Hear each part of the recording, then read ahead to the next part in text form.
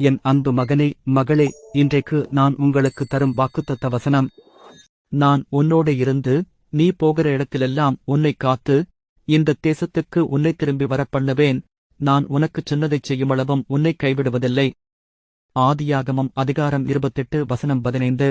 நான் மரண இருளின் பள்ளத்தாக்கிலே நடந்தாலும் பொல்லாப்புக்குப் பயப்படேன். தேவரீர் என்னோடே கூட இருக்கிறீர். உமது கோலும் உமது தடியும் என்னை தேற்றும். சங்கீதம் 23 அதிகாரம் 4 வசனம்.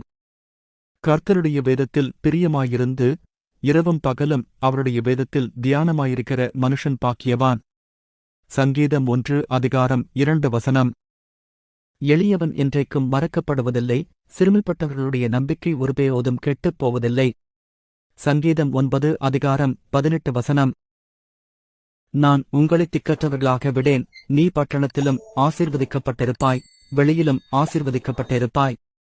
உனக்குச் சந்தோஷமும் மகிழ்ச்சியும் உண்டாகும். உங்களை கோபப்படுத்தும் போது மௌனமாயிருங்கள். விலக்கி வைக்கும்போது சற்று விலகியே இருங்கள். பெருமைப்படுத்தும் போது துள்ளி எழாதிருங்கள். உதாசீனப்படுத்தும் போது உடைந்து விடாமல் இருங்கள். அவமானப்படுத்தும் போது தவறியும் அழாமல் இருங்கள்.